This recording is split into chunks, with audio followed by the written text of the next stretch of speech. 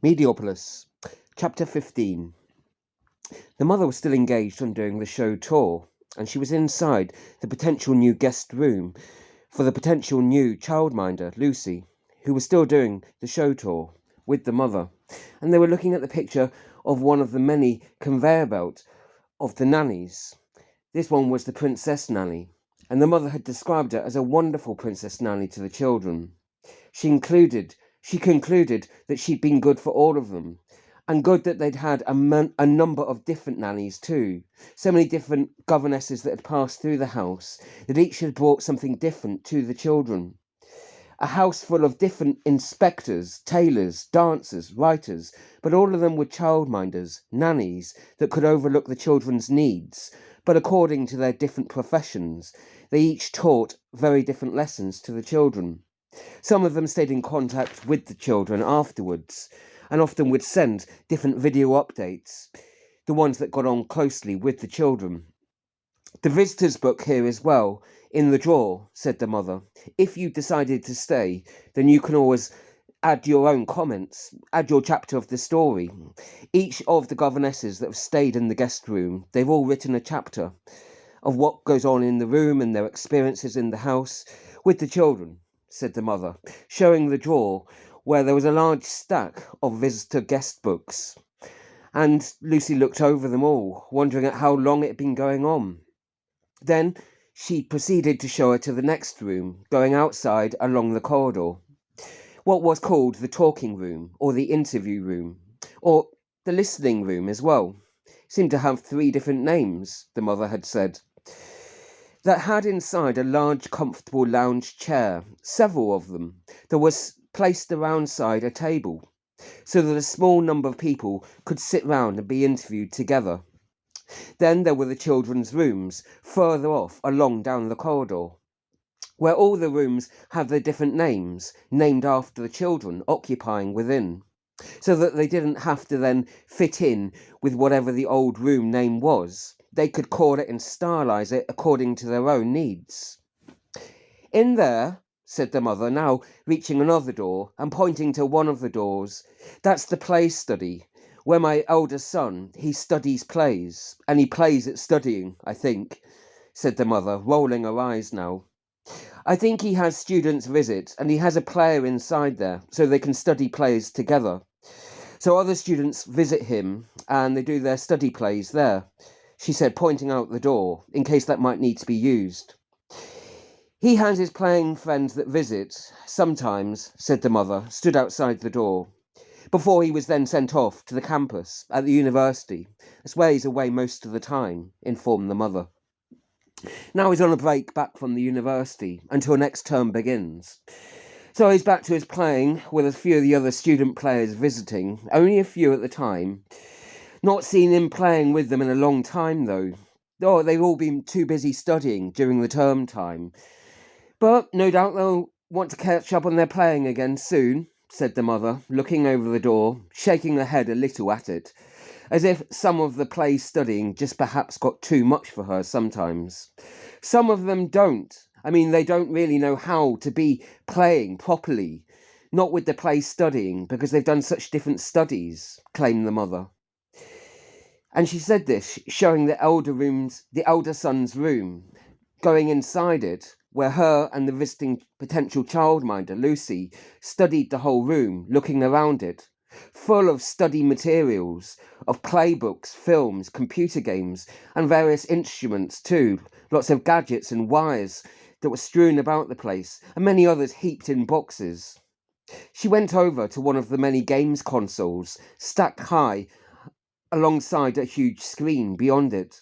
It was plugged into one of the projector machines. There was a tangle of them in a small box to one side, so that the visuals of the computer game that could be beamed onto the room's wall just beyond. There were stocks of those miniature game machines that could be loaded into the consoles, little discs that could be inserted into one of the projectors also. They all had different names and colourful pictures on them. The mother flipped through, looking at a few curiously. Some of these are very good study games for them. They just need to do it for their exams. They're recommended them, by teachers, the mother carefully explained. Even though they can be very hard. I don't understand some of them even. They don't need that encouragement to do it themselves now. Well, the teachers themselves encourage them, not me, informed the mother, talking about the older student, her son, that was visiting. They've got to play the student games to pass the exams, went on the mother. And they study the playing games too. I know studying is hard, right? It's really gotten a lot harder for them. I see them frowning over it so much of the time. They look puzzled themselves. I can't explain it to them, said the mother, shrugging her shoulders now, as Lucy looked over the large pile of different ornamental games with lots of curious pictures. She herself didn't know what they meant either. No wonder they need time off from it all, just to play their other games, and just to have some fun games, as a break from the study games, I mean, said the mother, looking over the piles of different pictured games. Don't ask me what the objectives or the rules of all the game are. There's just too many to go into. I don't even think they've studied them all well enough to know yet, said the mother, then marching off away from the tables, stacked high with the computer games. Lucy stared around at the actual table and the different computer games, and she stared around also at the wider room, around the elder son's room, feeling perhaps she was being a little intrusive, although feeling okay because his mother was there and had at least given her permission to look around.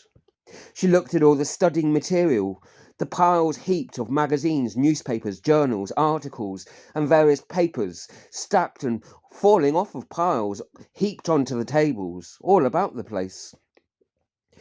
She stared also at all the different games consoles and the machines, various projector machines. She'd never seen such a variety. You'll get studied and played and gamed if you stay too long in this room, said the mother, and ended up having to study them all or play them all or something. I wouldn't do it, and you don't have to visit here anyway. I just showed you because you might meet him at some point during the family show meals. Or you never know, in the corridors, just in passing, said the mother, by way of an explanation. Well, I don't want to play against people, said Lucy, or game people, whatever that is, she said, now looking over at the mother, who was stood by the entrance to the door, as if preparing to leave, still unsure about it all. You could be playing for people, not just against them. Sometimes they all play together against the machine, or sometimes they play against each other with the machine, said the mother, trying to explain the complexities of it.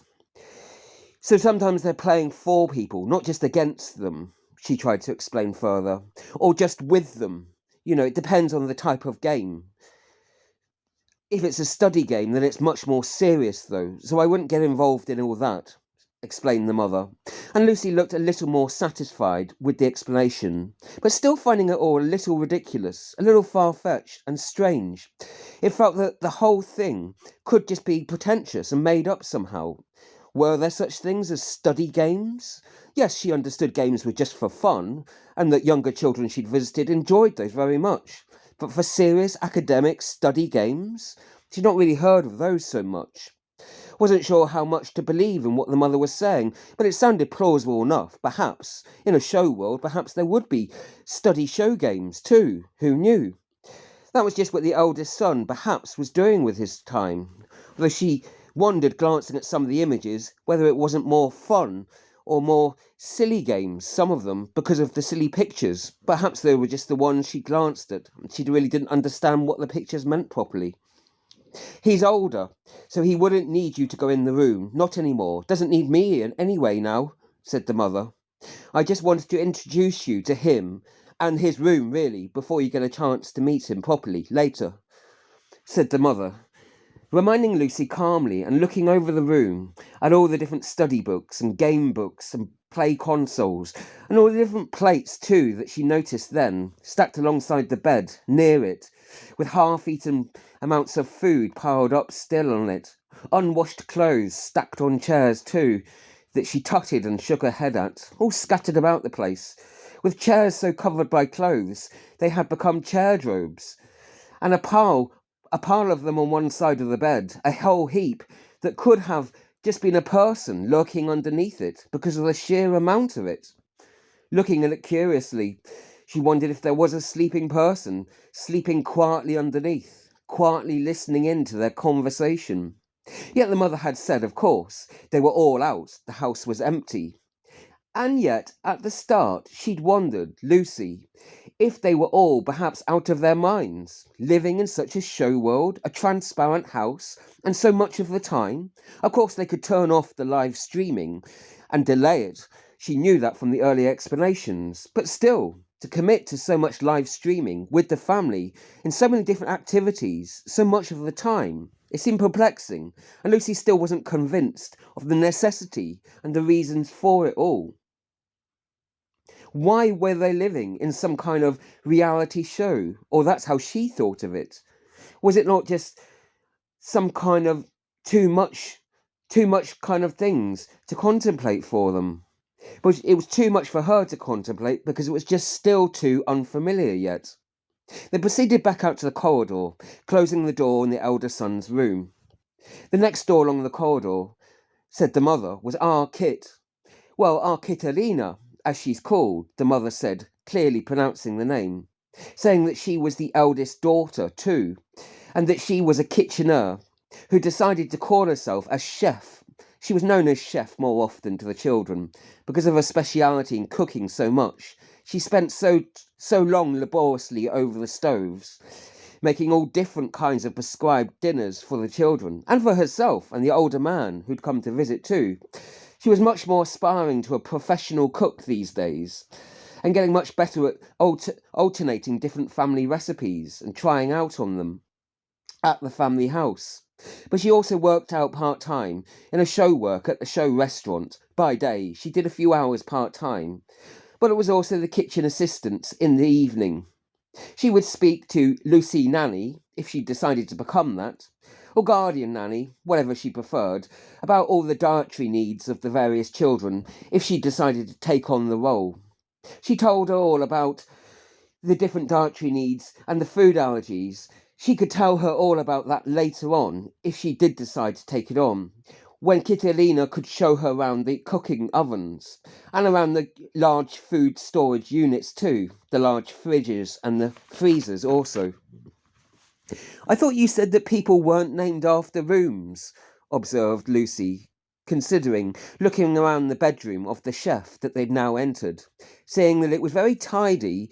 It had so many cooking instruments and utensils everywhere. There were long rows of lined up cooking books stacked high on the shelves as well, everywhere, and stacks of cooking films alongside the nearby projector image too. The mother had said that there really wasn't one kitchen anyway. There hadn't been before she'd arrived. That the eldest adopted daughter, Kitterina, could really cook anywhere she wanted to. She had the portable mobile cookers anyway that she used. As long as there was a power point, she could really plug them in and cook basically anywhere. She was a mobile cooker at some points, and visited others to cook in their apartments, sometimes with them. She was always studying about cooking anyway in her spare time. That's what she did mostly, as she was a junior educational chef. She was still a learning chef herself, so most of the time was on study show cooking, where she was learning about food in her own room often, watching all the cooking shows and watching so many at great length as she was taking her notes on it. The kitchen really was only named after Kitterina herself. It really had had no name before she'd arrived to them, as she'd really made it a place to cook in. Before, it had just been a place to heat up food, really. When she got there, it was a place then suddenly to create foods. She brought that creativity and inspiration with her. Before, they really just heated up pre-cooked foods themselves, as it had been for some years. She was too busy show working, and also doing the other show counselling with the children, and doing her show visits too. So much so that she didn't really have time for a lot of show cooking at home. Hence why Kitterina was so great to be adopted as an older daughter, as well as also as a chef part-time for some of the children. She didn't have time to heat up all of the time their food herself.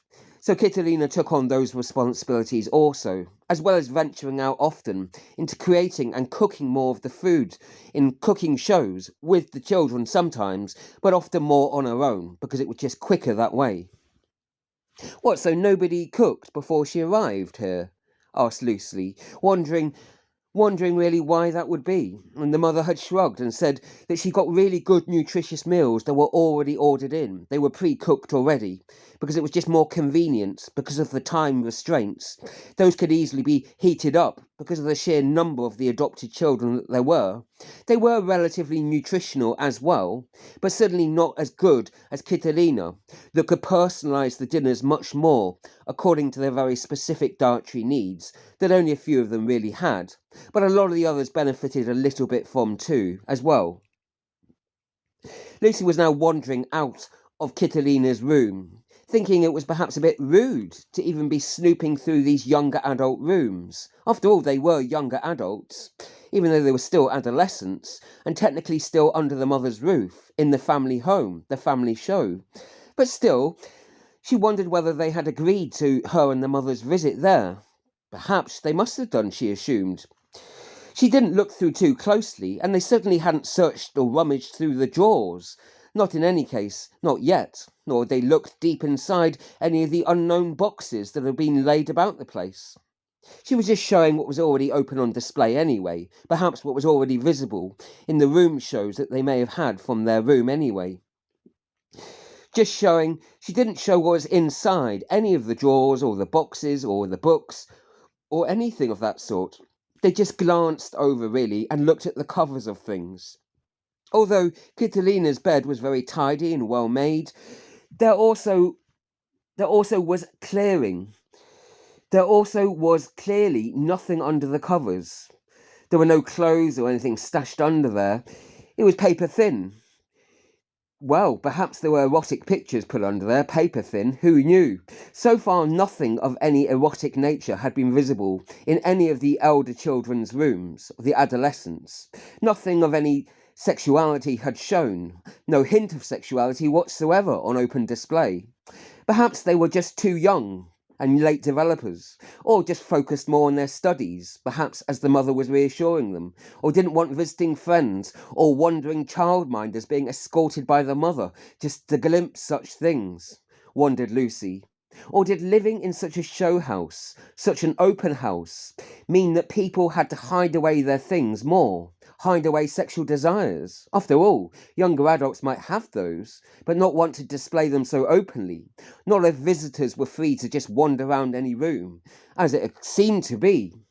Perhaps there was the price to pay for having such an openness that you couldn't show everything out that you might feel or think about openly, where people could just wander in and out of the room, thought Lucy, although she kept her own thoughts about this to herself right now, not wanting to provoke the mother into some further discussion so early on in the meeting between them, or to imply either that the mother was perhaps repressing the younger adults in some way, or forcing them to repress themselves, or coercing them to. She didn't want to accuse her without yet knowing too much about it. She didn't know whether the adolescents had given permission for the mother to show her and the other potential childminders around the room.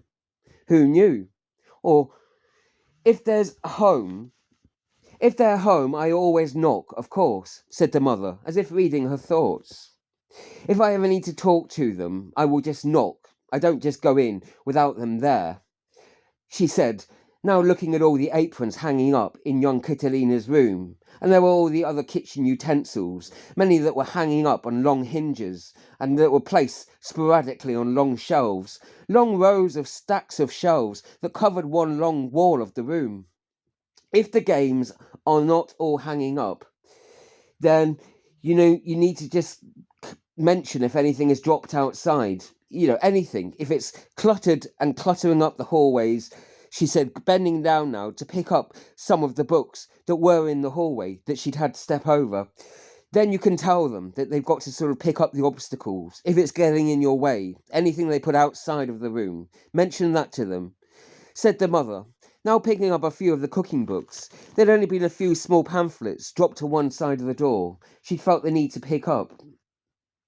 If the games are loud next door too, she added, now pointing back to younger Kit's room, the other Kit's, then you'll need to knock on him loudly or give him a call, because sometimes they just don't hear. It's usually not necessarily, You just give them a call on the phone and they do answer, generally.